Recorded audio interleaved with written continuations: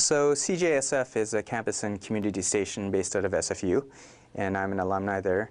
The reason I believe in radio is that it's the people's medium. At CJSF, the content is created by the people and for the people, and that's what our show's about. So CJSF is a great fit for our concept.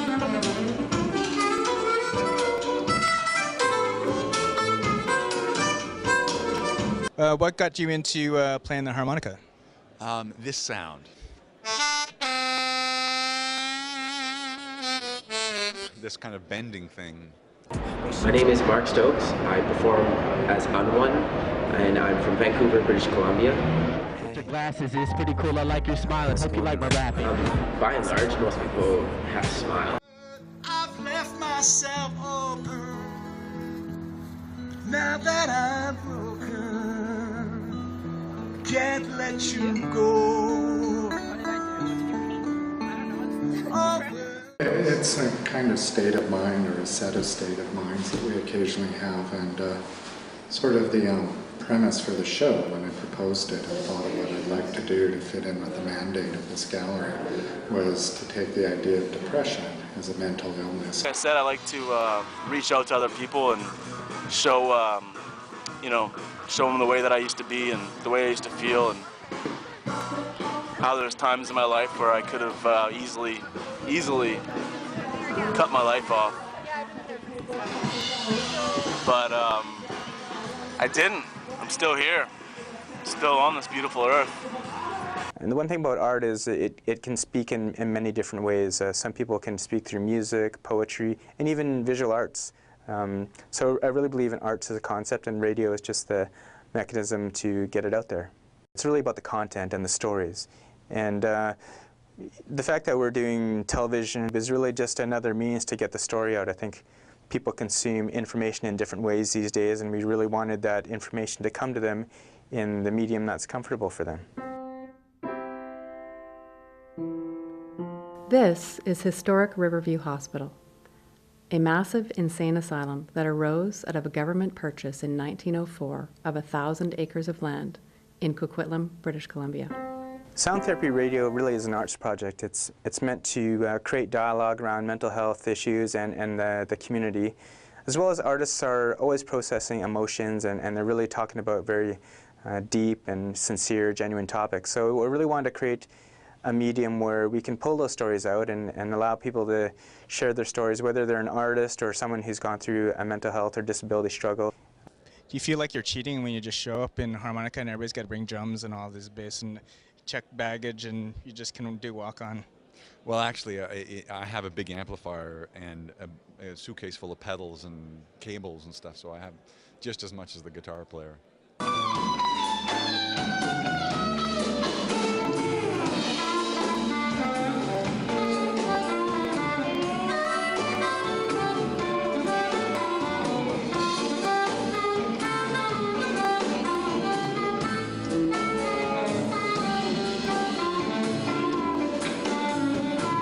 So talk a bit about blues and your music in Canada. It's like the music industry has been commercialized, and this type of music and blues and roots is really, to get a venue like this is pretty amazing. But talk a bit about that scene and in Canada for you. Well, it's quite a good scene actually. There's blues societies in little pockets of populations all over the place. There's one in Vancouver. There's one in Surrey, BC. There's one in Toronto. There's several actually in Ontario. Little blues societies, people that started volunteer organizations to keep it alive and to help bring people in who are touring as well. But the stuff I'm doing is not just straight ahead blues, as you probably figured out already. So I'm trying to cater more to like a theater audience in the stuff that I'm doing, the material that I'm doing.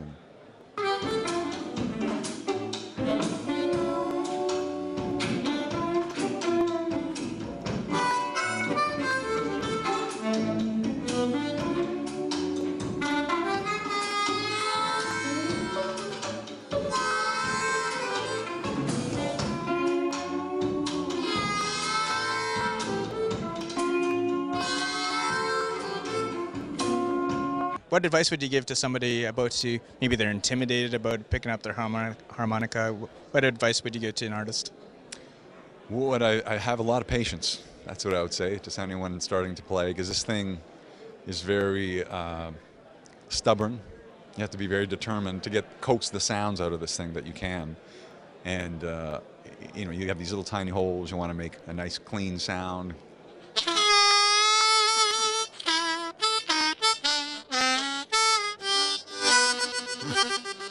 All these sounds you can get, you know.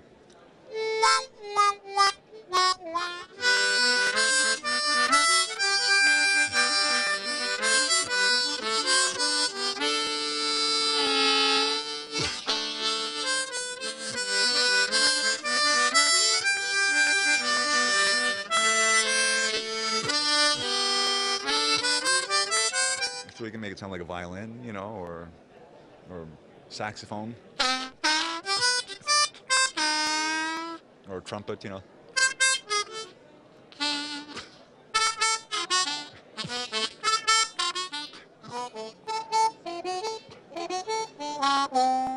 Or, you know, just, I'm thinking like those instruments, you know, and depending how I hold the microphone in my hand, I can get all these different sounds.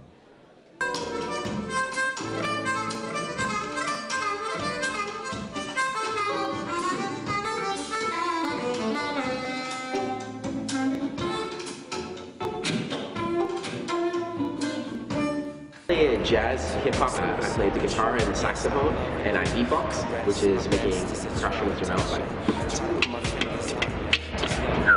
I make songs up, freestyling about people, and it's really fun. I get to talk about people around me, I get to talk about political situations, and sort of just communicate with people and open up a line of discussions. Looking at you when I'm looking out, when you talk about, when I talk time, when I'm moving, when I'm feeling. I think that's the standard between musicians. I think that the artists on the street, their whole point, their whole attempt is to try to make the world a little bit better. And that's why they chose to make music, is because they can make people feel good from it. Me just feeling like I keep it fluid, like you making me feel like I could lose. Usually I can build crowds of people and they can gather around and cheer and dance and be excited in the streets. And it's a show that they can come to, even if they couldn't really afford to go to a show. Positive outlet for them, that's the whole point. I want people to know that I'm a good person, and I want them to know that I'm trying to stand for something that is important. And right now is a time where I need you guys, or else I won't be able to play music. In fact, I might end up, worst case scenario, in jail without instruments. So I'm going to need the people's support, and so that's where you come in. I need you guys to help show the city that actually you value music and you value freestyle rap or being done in the streets. Who makes a jazz hip-hop fusion for you and wants to make your day better. I've left myself open. Now that I'm broken, can't let you go. Open, I've left myself open.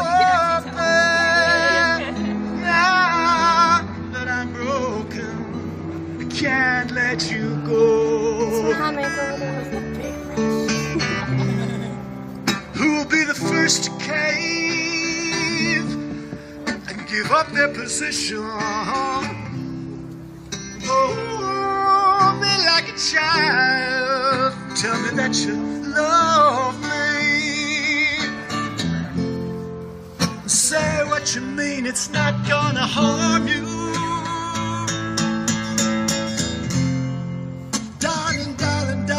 It's just something I got to say.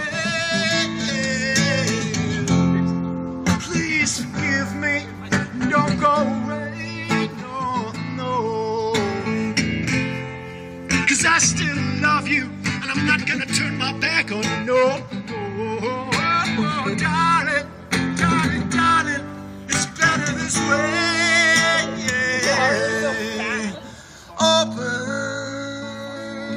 I've left myself open. My heart's now that I'm broken, I can't let you go.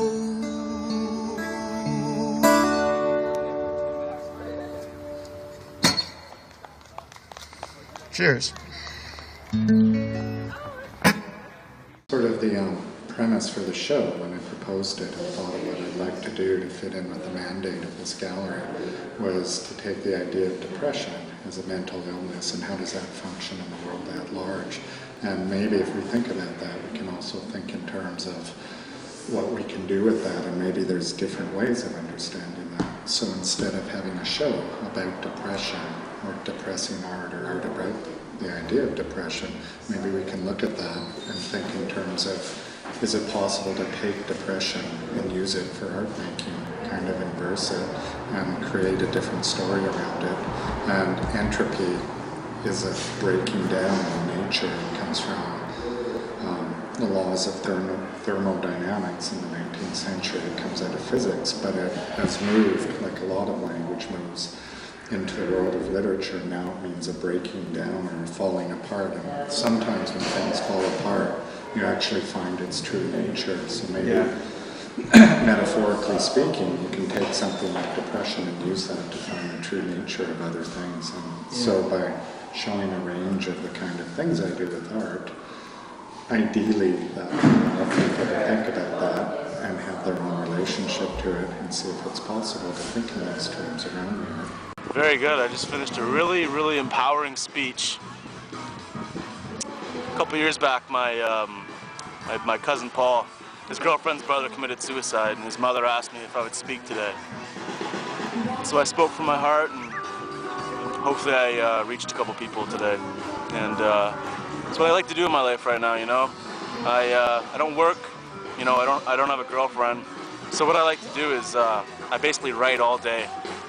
And like I said, I like to reach out to other people and show, you know, show them the way that I used to be and the way I used to feel, and how there's times in my life where I could have easily cut my life off. But I didn't. I'm still here, still on this beautiful earth. And I love having opportunities like today where you know, I can reach a couple people and let them know about my story, and hopefully, you know, somebody you know, takes me seriously, and you know, hopefully they can live a better life from that, right? So this was your cousin? Yeah, so my my cousin's girlfriend, who he's been with for I guess 5-6 years now. I guess he was 8. So my cousin's girlfriend is her brother. I guess he just he was 18. You know what? I can't say what he was going through, but like I said in my speech today, I have a really good idea of what he must have been going through. Like I said, I don't know exactly. It's funny, actually, tell you the truth. When I got home from his funeral, Taylor Lehman, who I did the presentation for today, he never left a suicide note. And so I went home and I started hearing these voices in my head. I think it was somebody like God or somebody talking to me, and I felt I had to do a suicide note for him, trying to portray what he might have been feeling. And it's funny, I wrote this elaborate suicide note for him, but I don't think it was meant to be. Reason being is because how do I know what he was going through? And I think it was fate that the next day, the note that I wrote disappeared.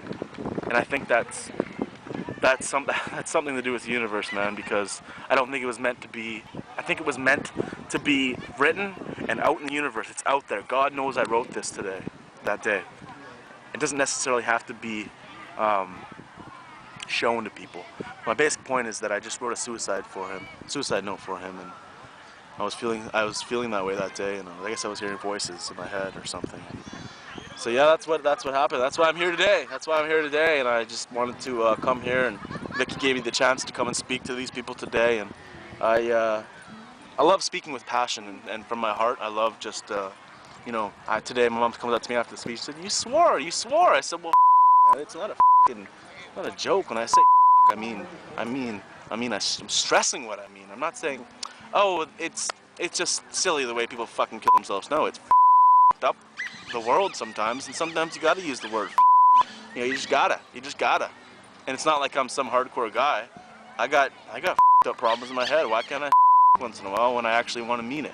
I'm not some, you know, thug with just saying those words for no reason, but I feel when it comes down to something like this, and I'm speaking to some people through my heart and with passion and with just like trying to get it out there really good. I think sometimes you need to stress those words. You really got to show people what's actually going on. I think when you hear the word, it's kind of like, ooh, you kind of stand off a little bit, but I felt it was needed today.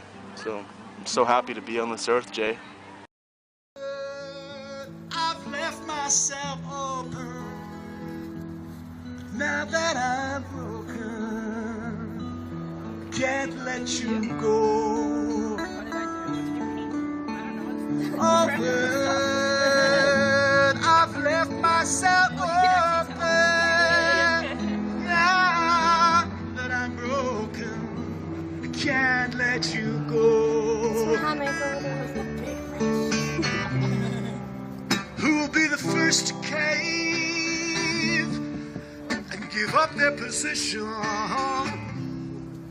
Hold me like a child, tell me that you love me. Say what you mean, it's not gonna harm you. Darling, darling, darling, it's just something I got to say. Please forgive me, don't go away, no, no. 'Cause I still love you, and I'm not gonna turn my back on you, no, no. Oh, darling, darling, darling, it's better this way, yeah. Open, I've left myself open. Now that I'm broken. Visit simonfraser.cmha.bc.ca to learn more and find out how you can help.